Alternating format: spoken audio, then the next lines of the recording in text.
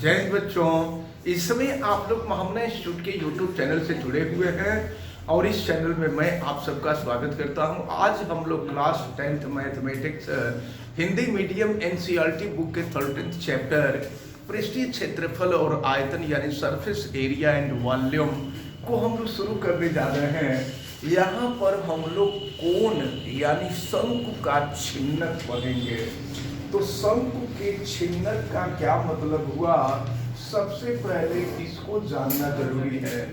जैसा कि आप सभी लोग जानते हैं कि शंकु जो होता है, देखें शंकु का आकार ऐसा ही होता है। देखें ये उल्टा शंकु हमने बनाया है। शंकु का आकार ऐसा ही होता है।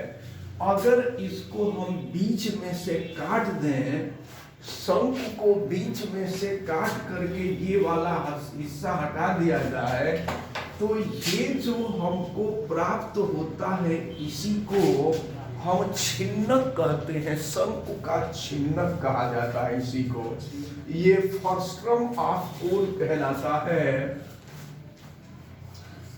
फ्रस्ट्रम ऑफ कोण कहलाता है, ये छिन्नक कहलाता है। ये जो है फ्रस्ट्रम ये होता है, फ्रस्ट्रम ऑफ कोण कहलाता है।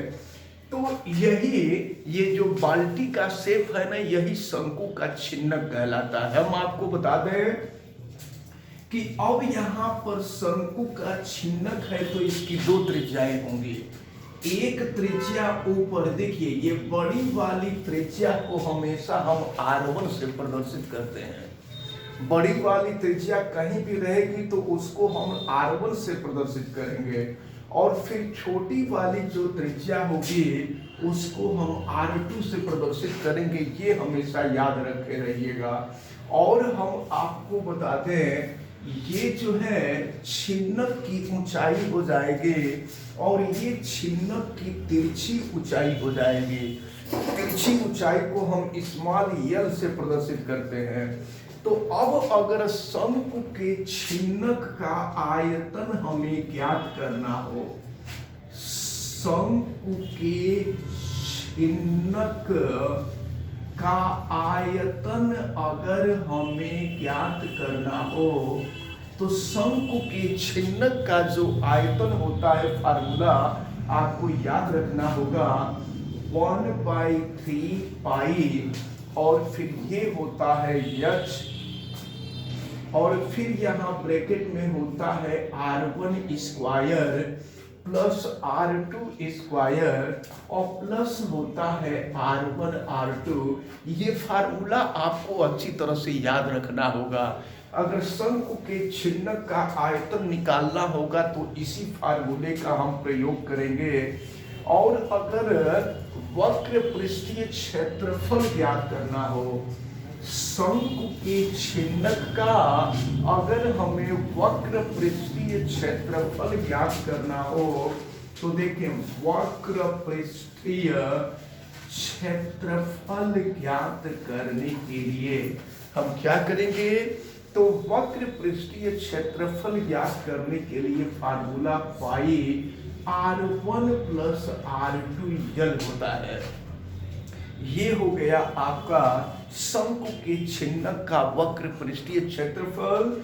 लेकिन ये जो तिरछी ऊंचाई होती है, अगर तिरछी ऊंचाई का मान हमसे ज्ञात करने के लिए कहा जाए, तो इसके लिए फार्मूला होता है h square plus R1 minus R2 whole का स्क्वायर। इसको हमें अच्छी तरह से याद रखना होगा।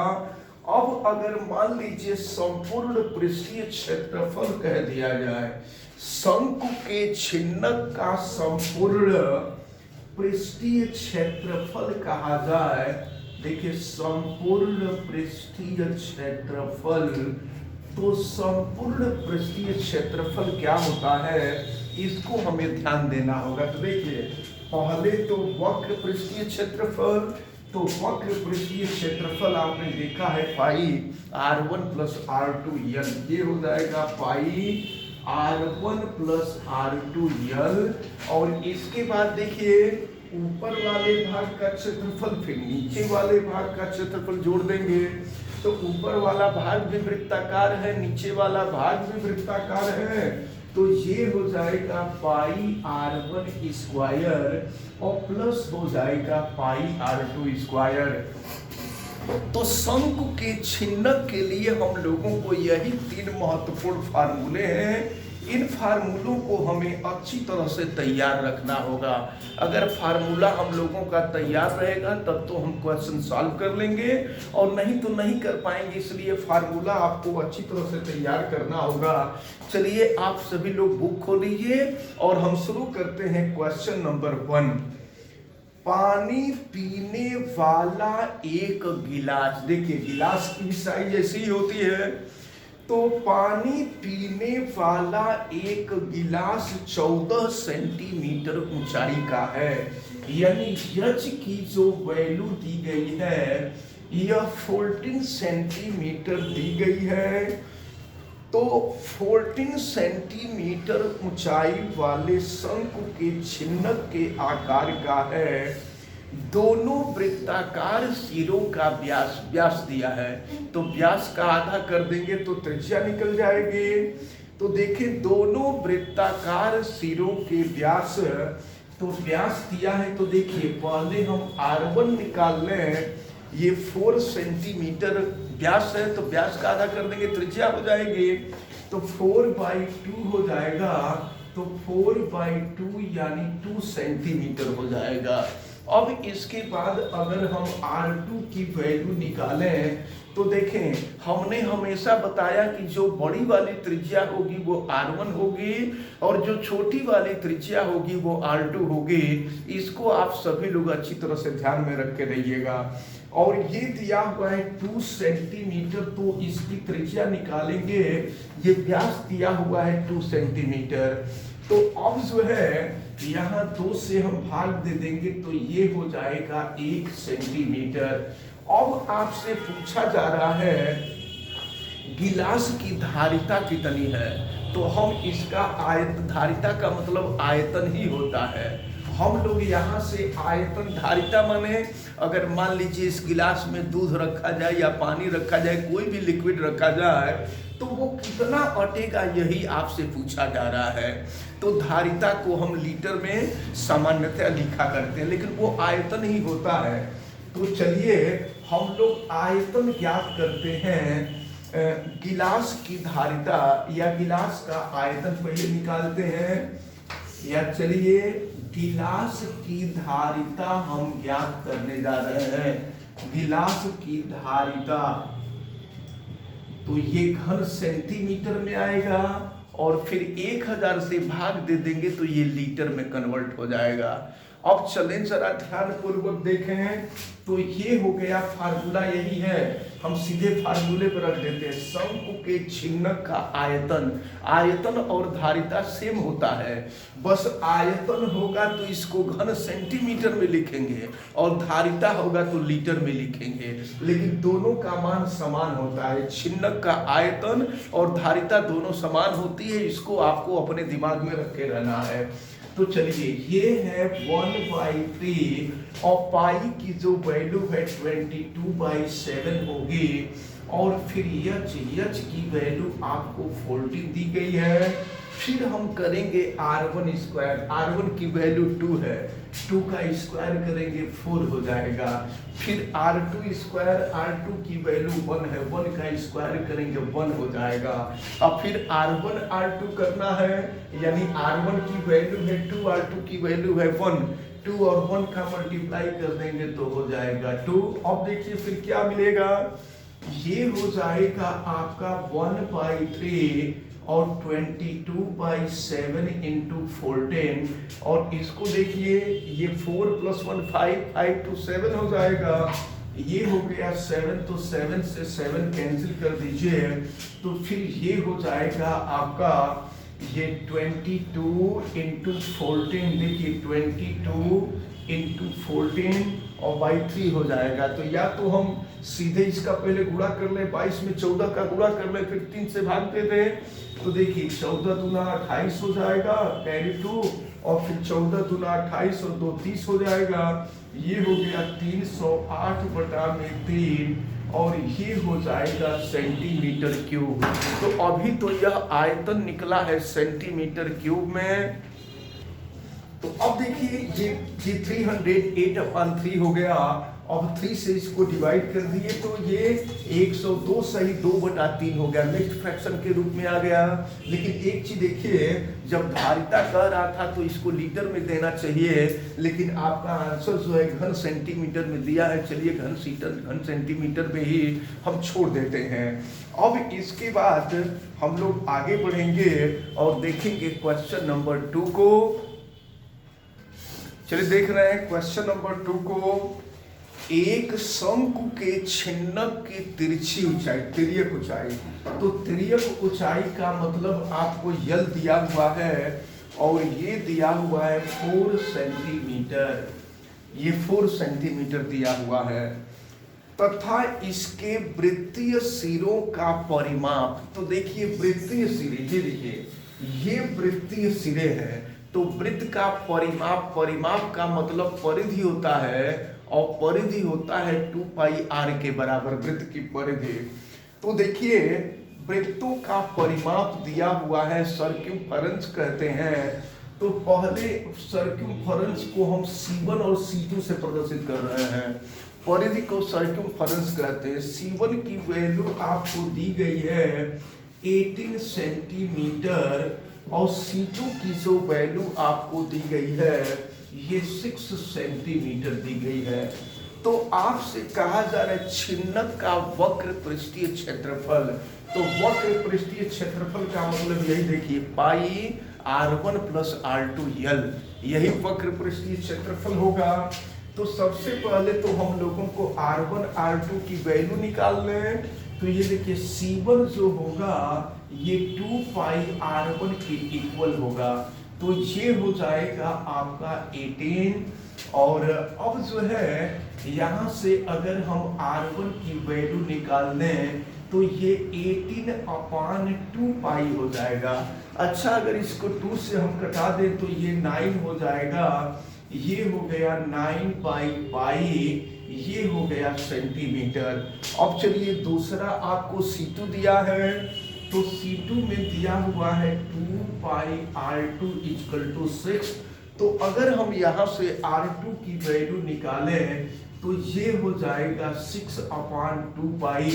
2 से इसको कट कर दीजिए तो ये हो जाएगा आपका 3/पाई सेंटीमीटर हो जाएगा। पाई की वैल्यू लास्ट में चल के रखा जाएगा, हमें अंदाजा है कि ये कट जाएगा। तो अब छिन्नक का वक्र पृष्ठीय क्षेत्रफल आपसे पूछा जा रहा है। वक्र पृष्ठीय क्षेत्रफल, तो वक्र पृष्ठीय क्षेत्रफल हम ज्ञात करने जा रहे हैं। यही होगा पाई R1 प्लस R2 यल। तो चलिए यहाँ पाई, और देखो R1 और R2 का मान, तो R1 है 9/पाई और R2 है 3/पाई, और यल की वैल्यू आपको दी गई है 4। चलिए सॉल्व करते हैं। तो ये है पाई, और जरा देखिए तो 9/पाई और प्लस 3/पाई, ये हो जाएगा 12/पाई, 12/पाई और इनटू हो गया 4। तो क्या हो जाएगा, पाई से पाई कैंसिल कर दीजिए और 12 का 4 में मल्टीप्लाई कर दीजिए, ये हो जाएगा 48 सेंटीमीटर स्क्वायर क्षेत्रफल है। तो सेंटीमीटर स्क्वायर होगा। तो इस प्रकार आपका क्वेश्चन नंबर 2 सॉल्व होता है। देखते हैं क्वेश्चन नंबर 3 को। एक तुर्की टोपी यानी तुर्की में जो टोपी पहनी जाती है उसको हम तुर्की टोपी कहेंगे। एक तुर्की टोपी शंकु के छिन्नक की आकार की है। जैसा शंकु का छिन्नक होता है वैसा ही ये तुर्की की टोपी है। देखिए आकृति 13.24, आप अपने बुक में देखिए फिगर, ये तुर्की टोपी दिया हुआ है। यदि इसके खुले खुले सिरे की त्रिज्या और ऊपरी सिरे की त्रिज्या, हमने कहा कि जो अधिक होता है उसको R1 मानते हैं, जो कम होता है उसको R2 मानते हैं। तो R1 की वैल्यू आपको दिया गया है 4 सेंटीमीटर, और फिर ऊपरी सिरे की त्रिज्या यानी R2 की वैल्यू आपको दिया गया है 4 सेंटीमीटर। टोपी की तिर्यक ऊंचाई यानी कि यल की वैल्यू ये दिया हुआ है 15 सेंटीमीटर। तो इसके बनाने में प्रयुक्त पदार्थ का क्षेत्रफल, फिगर देखिए, टोपी बनाने में प्रयुक्त पदार्थ का क्षेत्रफल। तो अगर इस गिलास को हम उल्टा कर दें तो फिगर बिल्कुल प्राप्त हो जाएगा आपका। तो चलिए देखते हैं। अच्छा देखिए, ये R1 जो है ये 10 सेंटीमीटर है, गलत नोट हो गया है, ये है 10 सेंटीमीटर। अब जरा ध्यान पूर्वक देखें, आपसे पूछा जा रहा है कि टोटल कितना क्षेत्रफल लगा है। तो अब देखिए आप जरा, इसी को उल्टा कर दिया जाए तो तुर्की टोपी हो जाएगी। तो देखिए ये वाला हिस्सा ऊपर रहेगा और ये वाला हिस्सा रहेगा, ऊपर वाला हिस्सा तो खुला रहेगा तभी तो सिर के अंदर जाएगा। तो यहाँ कपड़ा नहीं लगा होगा, कपड़ा लगा कहाँ होगा, तो कपड़ा वक्र पृष्ठ पर लगा होगा और आधार पर लगा होगा। तो चलिए आपसे पूछा जा रहा है प्रयुक्त पदार्थ का क्षेत्रफल, तो हम लोग यहाँ नोट करेंगे प्रयुक्त पदार्थ का क्षेत्रफल। प्रयुक्त पदार्थ का क्षेत्रफल देखिए हम ज्ञात करते हैं। तो सबसे पहले तो ये जो वक्र पृष्ठ होगा, टोपी पहनेंगे तो वक्र पृष्ठ तो होगा ही। तो वक्र पृष्ठ जो होगा वो ये होगा पाई R1 प्लस R2 यल।